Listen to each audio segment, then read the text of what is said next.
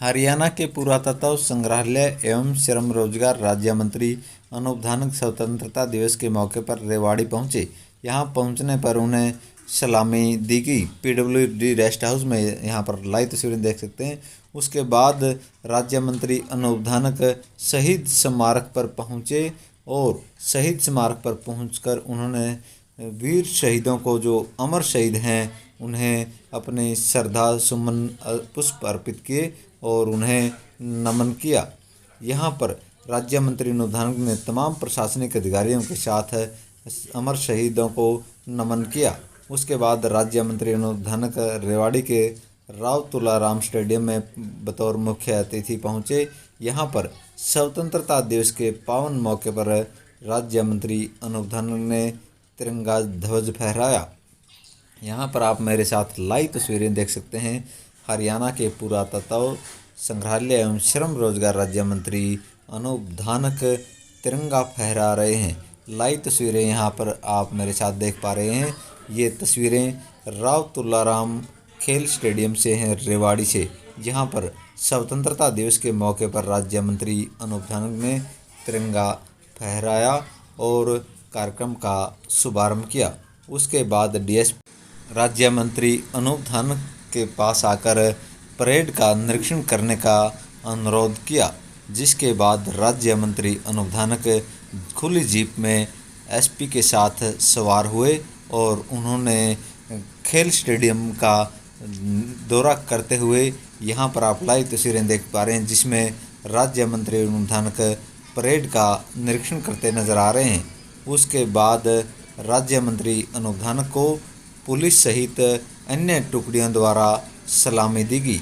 यहाँ पर लाइव तस्वीरें देख पा रहे हैं। सबसे पहले हरियाणा पुलिस की टुकड़ी द्वारा सलामी दी जा रही है। उसके बाद एनसीसी सहित अन्य जो स्कूली विद्यार्थी हैं और सफाई कर्मचारी हैं तथा अन्य जो संगठन हैं, उनके द्वारा सलामी दी जा रही है। ये लाइव तस्वीरें राव तुलाराम खेल स्टेडियम रेवाड़ी से हैं, जहां पर स्वतंत्रता दिवस के पावन मौके पर राज्य मंत्री अनूप धानक को विभिन्न टुकड़ियों द्वारा सलामी दी गई। उसके बाद राज्य मंत्री अनूप धानक ने कार्यक्रम में, यहाँ पर आप लाइव तस्वीरें में देख पा रहे हैं, विभिन्न गांव से पहुंची महिलाओं को उनके जो मकान हैं उनकी रजिस्ट्रियों की कॉपी दी जा रही है।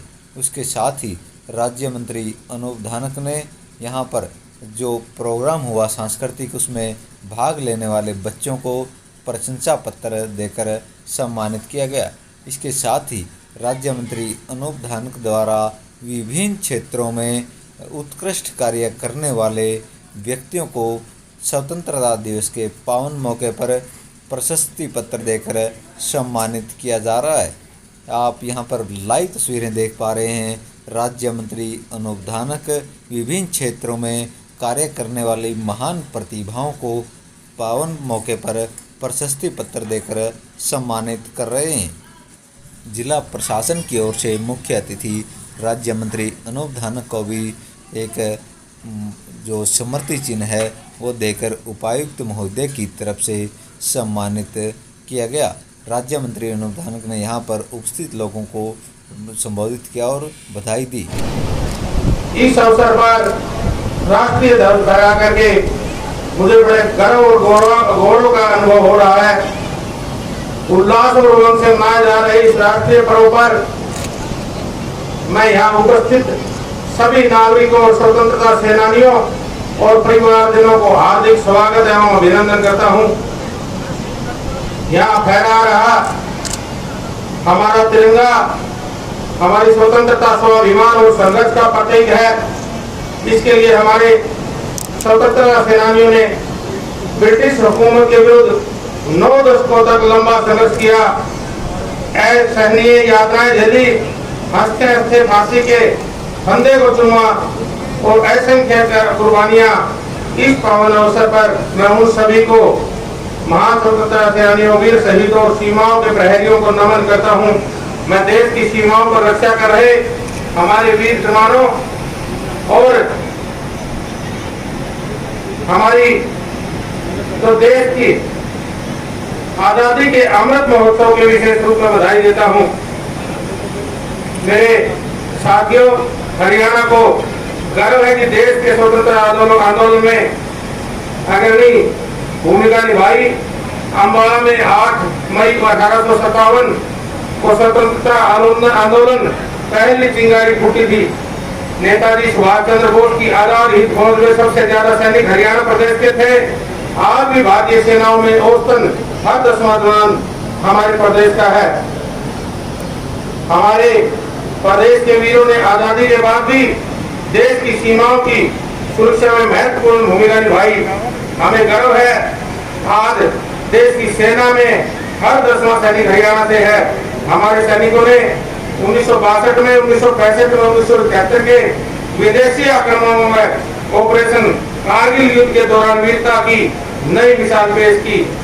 प्रदेश के सभी हमारे कभी भी हमारे राष्ट्रीय एकता और अखंडता की रक्षा के लिए अपने अमूल्य प्राणों की आहुति देने से पीछे नहीं हटे। आजादी के अमृत महोत्सव पर हम कोविड-19 महामारी के दौर में मना रहे अनेक कोरोना वायरस ने अपनी जान की परवाह न करते हुए महामारी से निपटने के लिए महान सेवा की। उनमें डॉक्टर, नर्सिंग एवं अन्य चिकित्सा स्टाफ, समाज सेवक, पुलिसकर्मी, सफाई कर्मी और आंगनवाड़ी कार्यकर्ता भी शामिल हैं। मैं इस निस्वार्थ सेवा के लिए उन सबका अभिनंदन करता हूं। आप सबको पता है कि 5 अगस्त का दिन भारत में ऐतिहासिक बदलाव का एक साक्षी बन गया है। इसी दिन वर्ष 2019 में जम्मू कश्मीर को पूर्ण आजादी प्राप्त हुई और प्रधानमंत्री श्री नरेंद्र मोदी जी ने धारा 370 की व्यवस्था को 70 वर्ष बाद समाप्त करने के साहसिक कार्य किया। प्रधानमंत्री श्री नरेंद्र मोदी जी के नेतृत्व में पहली बार भारत में संयुक्त राष्ट्र सुरक्षा परिषद की अध्यक्षता करने का अवसर प्राप्त हुआ। उन्होंने नई राष्ट्रीय शिक्षा नीति, राज्यों को बीसी जातियों की अपनी सूची में अधिकार, अयोध्या में मर्यादा पुरुषोत्तम भगवान श्री राम जी के मंदिर का निर्माण, नागरिकता संशोधन कानून, 3 तलाक की कुप्रथा से मुक्ति, स्वच्छ भारत अभियान, बेटी बचाओ बेटी पढ़ाओ अभियान आदि अनेक ऐतिहासिक कदम उठाए गए हैं। हमारे प्रदेश में मुख्यमंत्री श्री मनोहर लाल जी और उप मुख्यमंत्री भाई दुष्यंत चौटाला जी के नेतृत्व में व्यवस्था परिवर्तन और सुशासन के लिए कारगर कदम उठाए गए हैं। वर्ष 2020 को सुशासन संकल्प वर्ष के रूप में मनाया जा रहा और इस वर्ष सुशासन परिणाम वर्ष के रूप में मनाया जा रहा है। सुशासन के लिए प्रदेश ने अनेक कारगर कदम उठाए हैं। इनमें CLU के खेल को बंद करना, योग्यता के आधार पर सरकारी नौकरियां देना, कर्मचारियों को तबादला ऑनलाइन करना, गरीबों के राशन, पेंशन, गरीबों और सब्सिडी में चल रहे गोरखधंधों का IT का प्रयोग करके सफाया करने का काम किया है। इनके अलावा सैकड़ों स्कीमों को DBT से जोड़ा और पैसा सीधे लाभार्थियों के बैंक खातों में जमा करवाया गया। जमीनों के रिकॉर्ड में पारदर्शिता लाने के लिए वेब हाइलाइट्स पूरे प्रदेश में लागू हो गई है। हाल ही में हमने आउटसोर्सिंग से जुड़ी सेवाओं को ठेका प्रथा बंद करने के लिए हरियाणा कौशल रोजगार निगम बनाने के लिए एक निर्णय लिया है। इसी प्रकार कर्मचारियों की सब समस्याओं के निपटान के लिए मानव संसाधन विभाग बनाने की स्वीकृति दी है। डायल 112 शुरू की गई है। हमारे लिए किसान का हित सर्वोपरि है। हमारा प्रयास है कि किसानों को खेती प्रक्रिया में हर कदम पर मदद मिले, यानी बुआई से पहले और बुआई के बाद भी, फसल कटाई के बाद भी। यही नहीं, हम किसानों को प्रोत्साहित करने के लिए विभिन्न नगद लाभ भी प्रदान करेंगे। हाल ही में हमने कृषि भूमि के आदान प्रदान में किसानों को राहत देते हुए काम शुल्क में भी छूट दी गई है। अब प्रति ऋण केवल 5,000 रुपए का शुल्क लिया जाएगा। पहले इस पर 60% रजिस्ट्रेशन शुल्क लिया जाता था। हरियाणा देश का हमारा पहला राज्य है जहाँ सर्वाधिक 11 फसलों के दाने जाने की न्यूनतम समर्थन मूल्य खरीद की जाती है और दिया जाता है। फसल का भुगतान भी 72 घंटे के भीतर किसानों के खाते में दिया जाता है। इसमें देरी होने पर 9% ब्याज भी दिया जाता है। हमने फसल की सरलता से बिक्री के लिए किसान को सब्सिडी, खाद, बीज व ऋण देने के लिए मेरी फसल मेरा ब्यौरा पोर्टल लागू कर दिया गया है।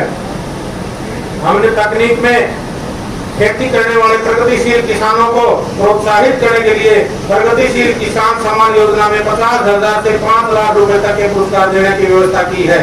कम पानी में उगने वाली फसलों को बढ़ावा देने के लिए मेरा पानी मेरी विरासत योजना चलाई गई है और अब इसमें एग्रो के लिए सूक्ष्म सिंचाई योजना, फुहारा संयंत्र प्रणाली, भूमिगत पाइपलाइन स्कीम, टपका सिंचाई योजना आदि चलाई जा रही है।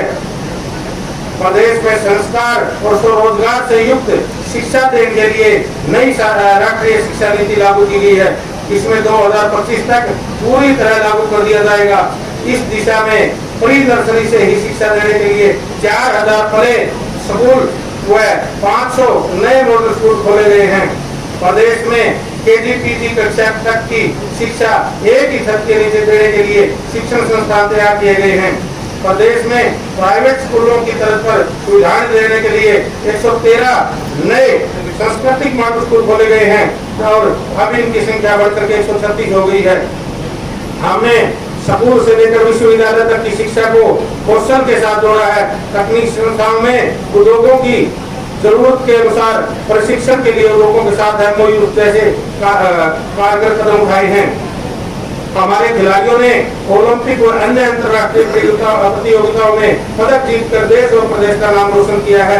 टोक्यो ओलंपिक में नीरज चोपड़ा ने स्वर्ण पदक, पहलवान रवि दहिया ने रजत पदक और बजरंग पुनिया ने कांस्य पदक जीत करके गौरवान्वित किया गया है।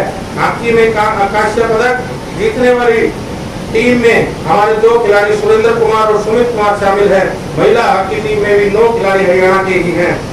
हरियाणा देश का पहला राज्य है तो पदक जीतने वाले खिलाड़ियों को पुरस्कार स्वरूप सर्वाधिक नगद राशि देता है। ओलंपिक में स्वर्ण पदक जीतने वाले खिलाड़ी को 6 करोड़ रुपए और रजत पदक के लिए 4 करोड़ रुपए और कांस्य पदक के लिए 2.5 करोड़ रुपए की राशि प्रथम श्रेणी अधिकारी की नौकरी भी दी जाती है। चौथे स्थान पर रहने वाले खिलाड़ियों को 50 लाख रुपए की राशि और जो खिलाड़ी ओलंपिक में प्रतिनिधित्व करते हैं उन्हें 15 लाख रुपए की नगद राशि दे करके पुरस्कार दिया गया है। हमारे प्रदेश ने देश में पहली बार ओलंपिक की तैयारी के लिए 5 लाख रुपए की प्रोत्साहन राशि एडवांस देने का जो प्रावधान किया है। खिलाड़ियों के लिए रोजगार सुनिश्चित करने के लिए खेल विभाग में 550 नए पद बनाए गए हैं। महिलाओं के उत्तम स्वास्थ्य के लिए मुख्यमंत्री दूध उपहार योजना के तहत गर्भवती महिलाओं को एटिलाइड मीठा सुगंधित दूध भी दिया जा रहा है। गर्भवती महिलाओं एवं स्तनपान कराने वाली महिलाओं के स्वास्थ्य में सुधार के लिए प्रधानमंत्री मातृ योजना को लागू करने के लिए हमारे प्रदेश में देश का 3रा स्थान है। प्रदेश में सबसे गरीब लोगों की पहले मदद करने के लिए मुख्यमंत्री अंत्योदय परिवार उत्थान योजना चलाई गई है। इसके तहत पहले 1 लाख परिवारों की मदद की जाएगी। अब तक 30,000 परिवारों की पहचान कर ली गई है। हमने हमारे प्रदेश में गरीबी रेखा की वार्षिक आय सीमा 1,20,000 रुपए से बढ़ाकर 1,80,000 रुपए तय कर दी है ताकि ज्यादा से ज्यादा परिवारों को गरीब कल्याण योजनाओं का लाभ मिल सके। ऐसे परिवारों को 6,000 रुपए वार्षिक मदद जो देने के लिए मुख्यमंत्री परिवार समृद्धि योजना चलाई जा रही है। उन्हें प्रधानमंत्री जन आरोग्य